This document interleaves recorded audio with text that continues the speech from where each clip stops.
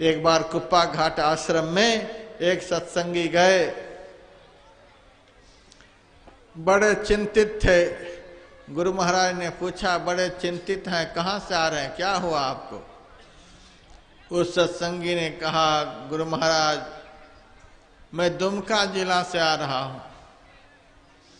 गुरु महाराज ने पूछा, दुमका जिला किस लिए गए थे? बताया, मैं लड़का खोजने के लिए गया था। गुरु महाराज ने कहा, क्या दुमका में लड़का खो गया है? कहा, नहीं नहीं सरकार, एक लड़की शादी के योग्य हो गई है। मैं पिता हूं, लड़की शादी के योग्य घर में रहती है तो माता पिता को चिंता होती ही है, उसी के लिए लड़का खोजने के लिए गया था। गुरु महाराज ने कहा,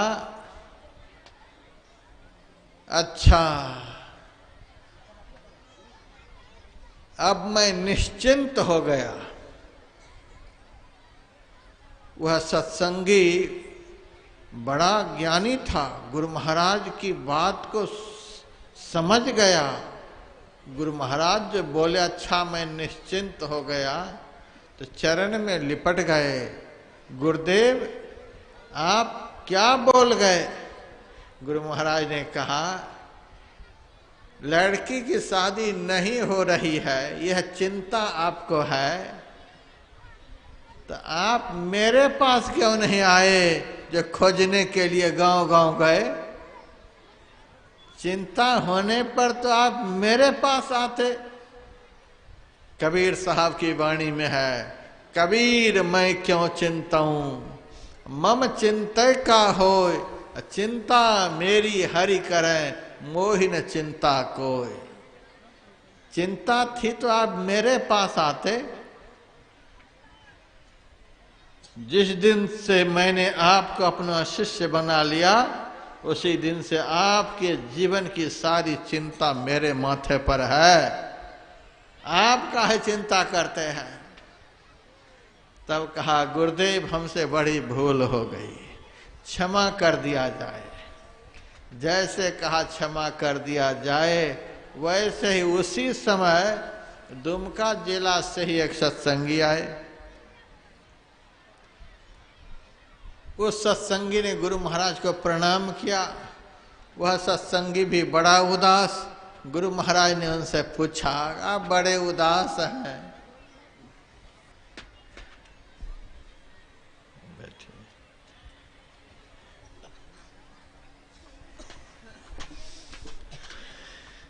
आप बड़े उदास हैं, क्या बात है? गुरु महाराज ने जब पूछा, आप बड़े उदास हैं, क्या बात है? तो सत्संगी ने कहा, सरकार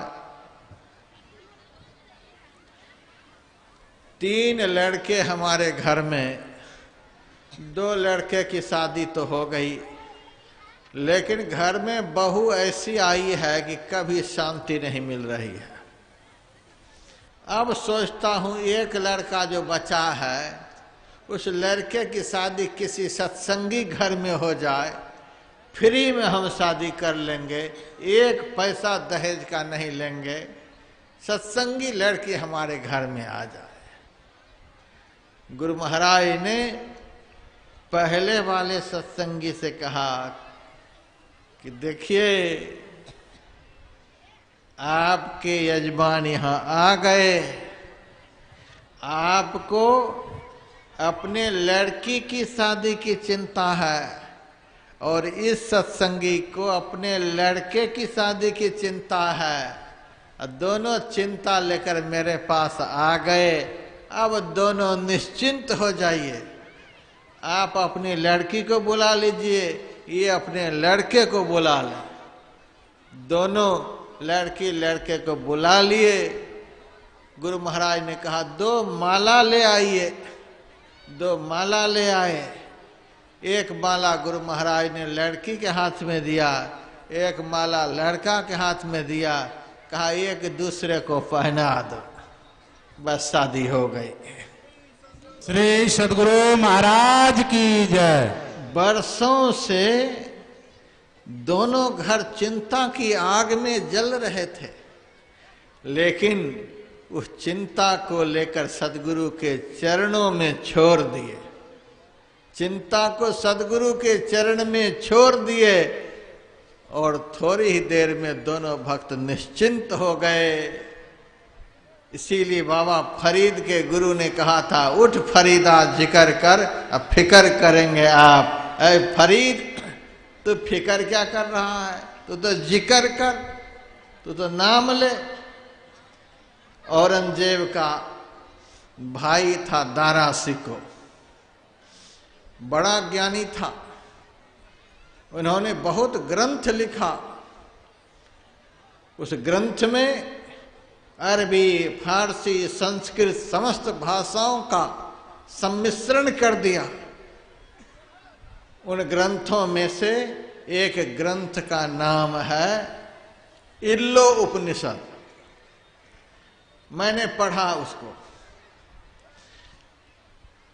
एक मंत्र है इल्लो उपनिषद में, हेच फिकर मत कर्तव्यम, कर्तव्यम जिक्रे खुदा, खुदा ताला प्रसादेन सर्व कार्यम फते भवेत। सब भाषा इसमें है।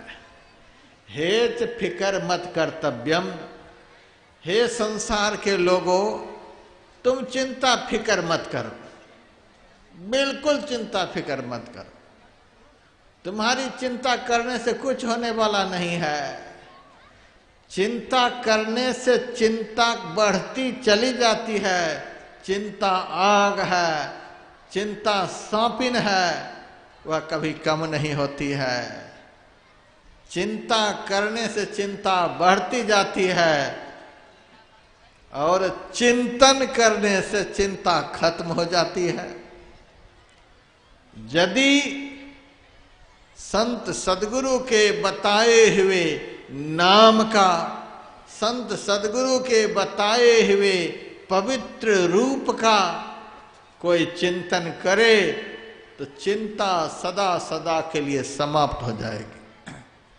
हेच फिकर मत कर्तव्यम, हे संसार के लोगों, चिंता फिकर मत करो। कर्तव्यम जिक्रे खुदा, यदि चिंता ही करना चाहते हो तो खुदा का चिंतन करो, परमात्मा का चिंतन करो, ईश्वर का चिंतन करो, अपने सदगुरु का चिंतन करो। और इस चिंतन का फल क्या मिलेगा? खुदा ताला प्रसादेना, ईश्वर परमात्मा की कृपा से सर्व कार्यम फतेह भवेत, तुम्हारे सब काम पूरे हो जाएंगे, कोई काम अधूरे नहीं रहेंगे। यह पवित्र रूप के चिंतन का फल है। हम जैसे का ध्यान करेंगे, जैसे का चिंतन करेंगे,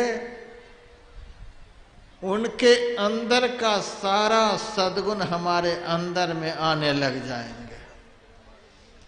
हम जैसे के विषय में चर्चा करेंगे, हम जैसे के विषय में दिन रात सुनेंगे, सुनते सुनते देर सबेर वैसा ही बन जाएंगे। इसीलिए भगवान कृष्ण का वचन है, मच्चित्ता मद्गत प्राणा बोधयन्तः परस्परम कथयन्तश्च मां नित्यम तुष्यन्ति च रमन्ति च तेषां सततयुक्तानां भजतां प्रीतिपूर्वकं ददामि बुद्धि योगं तं येन माम उपयान्ति ते। मच्चित्ता, अर्जुन तू अपने चित्त को संसार में मत लगने दे। तू अपने चित्त इंद्रिय से मेरे रूप का सदैव चिंतन करता रह। मदगत प्राणा, तू मदगत प्राण वाला बन जा, अर्थात अपने प्राण को मुझको समर्पित कर दे। बोधयन्तः परस्परम, आपस में मेरी ही चर्चा कर। कथयन्तश्च मां नित्यम, मेरे विषय में ही दिन रात कथन कर। मुझे पाकर ही सदैव संतुष्ट रहने का प्रयास कर, अर्थात सब तरह से तू मेरा बन जा, सब तरह से तू मेरे में मन लगाने वाला बन जा। एक दिन तू मुझे ही प्राप्त कर लेगा, मेरा ही बन जाएगा। और जो मेरा बन गया तो जाको राखे साइया मार सके नहीं कोई, बालन बांका कर सके जो जग बैरी हो। महाभारत में प्रसंग आता है कि कर्ण ने